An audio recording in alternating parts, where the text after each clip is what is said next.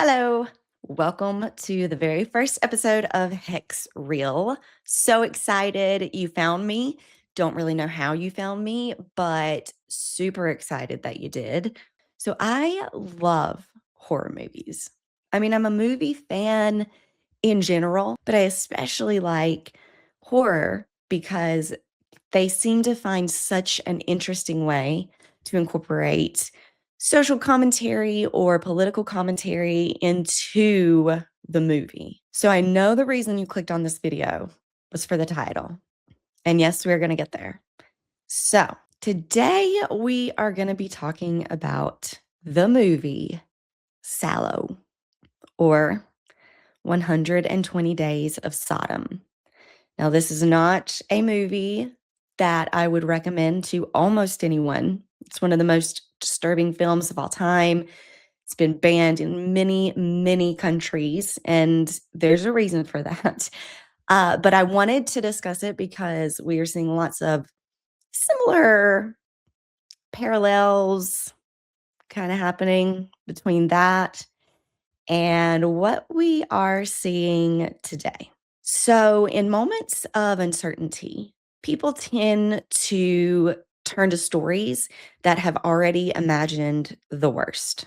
They dive into old movies, banned books, forgotten nightmares, and typically ask one question: were they trying to warn us? In 1975, an Italian filmmaker, poet, writer decided to take on one of the most controversial and disturbing books of all time and loosely use it to create his film. That man's name was Pier Paolo Pasolini. But it wasn't just about cruelty. No, it was about power.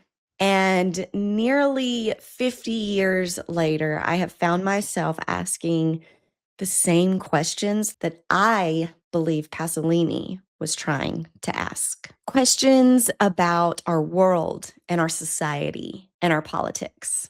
The film relocates the Marquis de Sade's novel from France into the Republic of Salò in the final days of the fascist regime that was taking place there.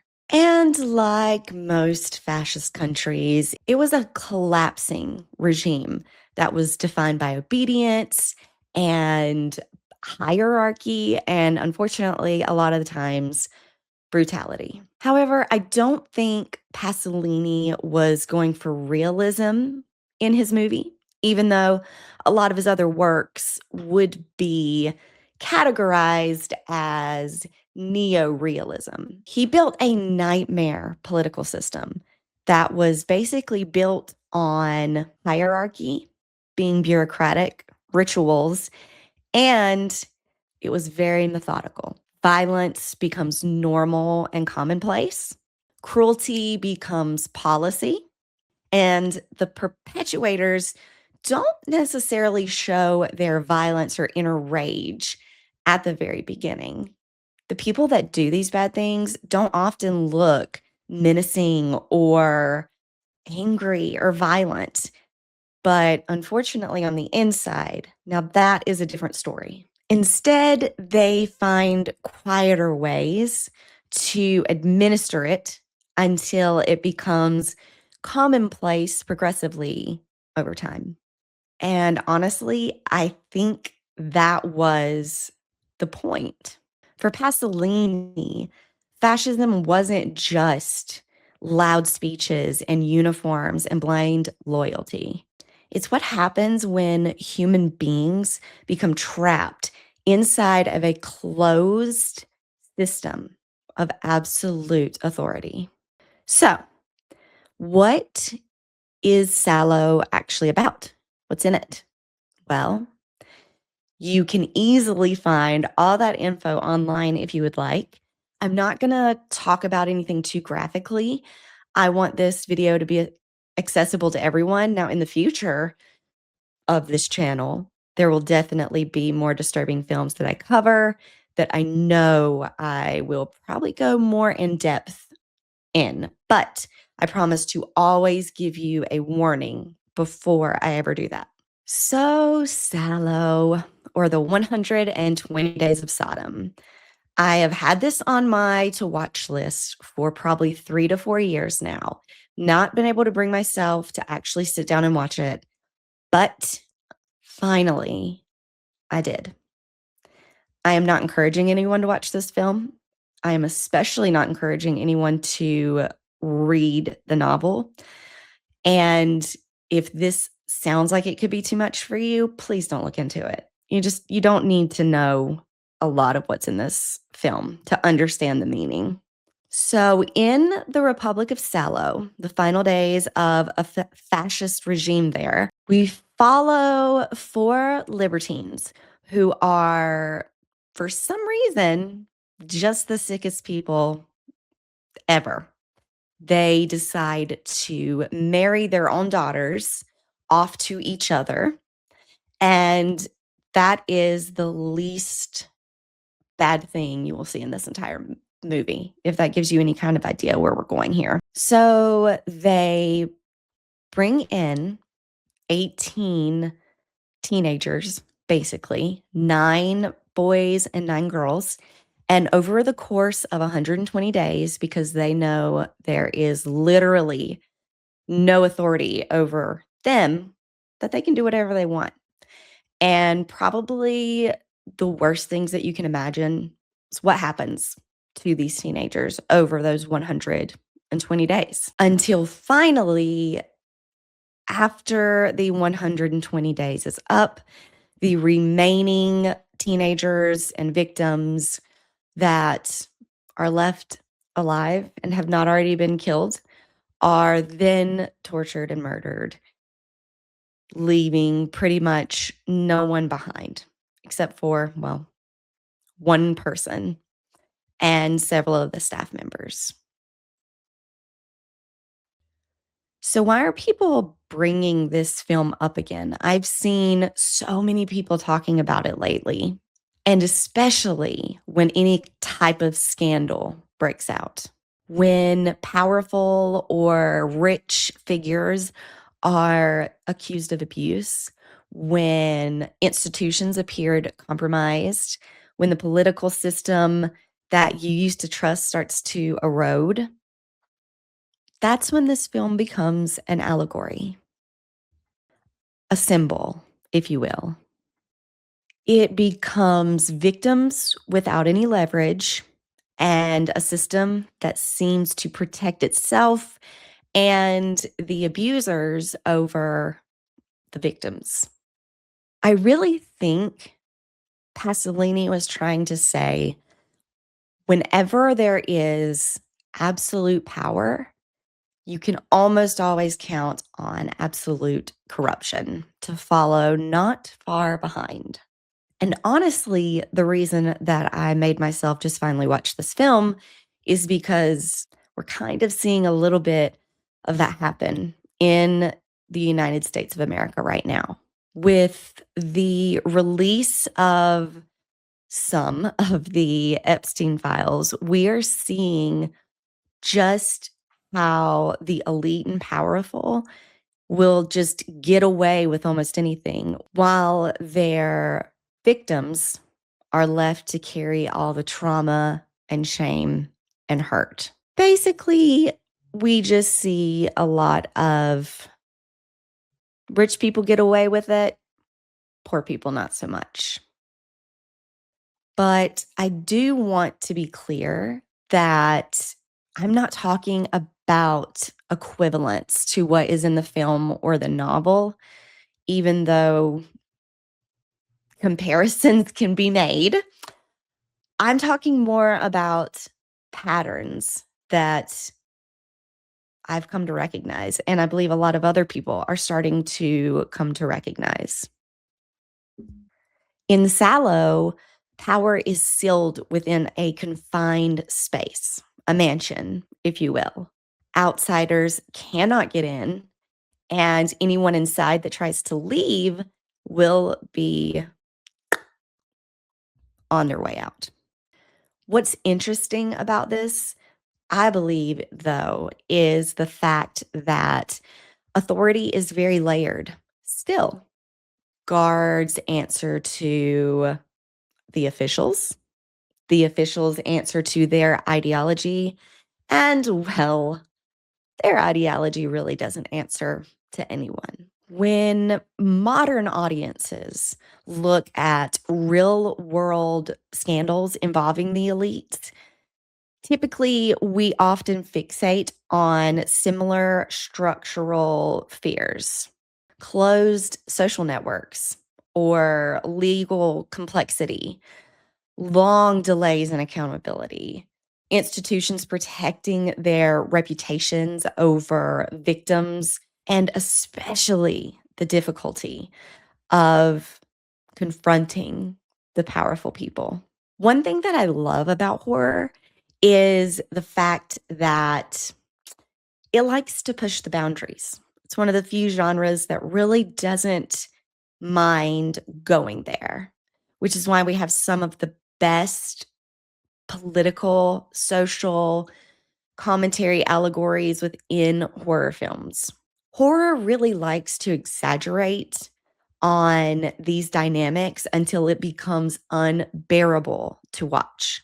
And I've never thought of myself as someone that couldn't watch things, or especially when I know that they're fake, practical effects, CGI, whatever, doesn't bother me.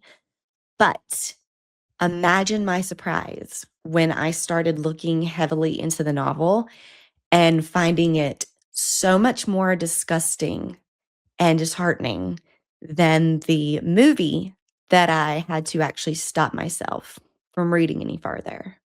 It makes it a lot worse too when doing research into the Marquis de Sade, because this man is despicable. He was a horrible, horrible human being.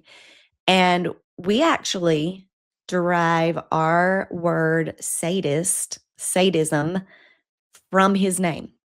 So that should pretty much tell you everything you need to know. The novel dives way more into the actual depravity committed by the libertines, but it doesn't know when to stop. It goes too far. And that, I believe, is because it was written by a terrible, terrible person. Salò depicts a fictionalized fascist state in which you are in this authoritarian bubble that you cannot escape, but unfortunately, where the law has completely crumbled. Modern societies, for all of our faults, do have a few fail-safes in place still. And everything inside of me hopes that we continue to keep these checks and balances in place so that nothing like this could ever happen. We have the court system and we have the judicial system. We have journalists that are out there independently making sure that they are getting the real, genuine story. We have public scrutiny and even elections. Thankfully, even with these institutions getting hit harder and harder by our fascist leaning president at the moment, we do at least still have some ways to check these people and to try to keep them in their place and hold accountability. Real scandals typically unfold slowly through our legal system and even the media ecosystem. So we can at least say, however flawed it could be, it does not yet resemble the confined world that Pasolini created. Although, after seeing some of the Epstein files and the depravity that is in them, I don't mean to laugh. I chuckle when I get nervous, when something was really, really wrong. So just know that about me, please. I'm not actually laughing at this. But those emails start to make this allegory and film and novel feel just a little too real.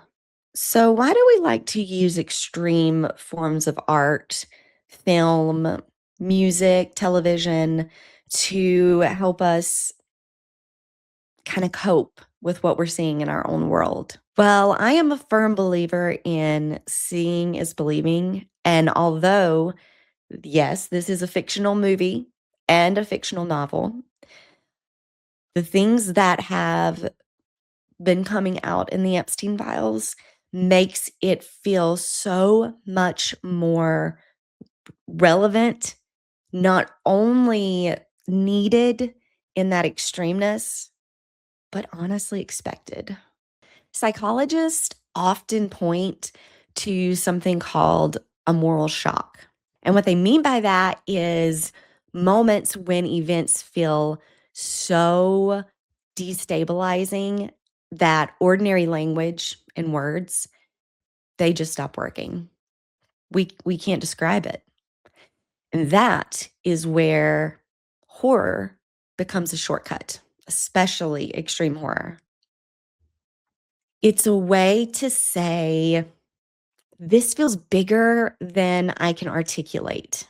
Dystopian films and stories like this, they typically surge during periods of anxiety, uncertainty, and it's because they turn abstract fears into visible systems, something that they can actually see and wrap their mind around, giving you something tangible that you can also visualize that helps you process the feelings of anxiety, not only internally. Because watching or referencing these films, the stories aren't always about despair. Sometimes it's about recognition. Sometimes it's about reclaiming control by naming it out loud. The film has endured for 50 years, even though so many people are terrified to watch it, simply because it shows how one regime is basically every regime. There's not really a difference. It's all about what happens when accountability is just completely gone, disappears, and you're kind of left on your own. And that kind of fear, it never really goes out of style. And that monster isn't always on a screen. Sometimes, sadly, it is just the system. So that pretty much brings me to the end of what I wanted to discuss with this film and novel. I wanted to examine how similar a lot of the things that happen in this movie and novel are compared to a lot of the things we've seen from the Epstein files. And sadly, it is way too close to home. And I believe that until more of us start talking about it, bringing it up, and making more people aware of just how dangerous a fascist state can become, I'm very concerned nothing changes. So if you liked this video, please subscribe and give it a thumbs up. That way I will know if you guys are down with this type of video or if you want me to cover something else, leave it in the comments. I will literally watch whatever you want me to. I've pretty much desensitized myself. So if there's a movie that you would like me to see, please let me know in the comments. I would be thrilled to watch it and give a nice little breakdown and review on it. I also want to do one quick thing at the end of every episode where I give the movie that I have discussed a rating, and it's going to be on the Hex Factor scale. So for this one, I gave psychological damage a 9, and then I gave realism an 8. Current relevance got a 9. And then moral collapse got a big old 10 because it literally just collapsed completely. And then could this happen vibes? Sadly, I did have to give this one an 8. I know that seems a little high, but considering the accountability we are not seeing from so many powerful people, I had to give it a higher rating than I wanted to. And so that gives this bad boy a total of 44 out of 50 for disturbing. Let me know what you think. Let me know if you agree or disagree. I would love to hear some feedback. And until next time, I'm Charity, and this is Hex Reel. Bye.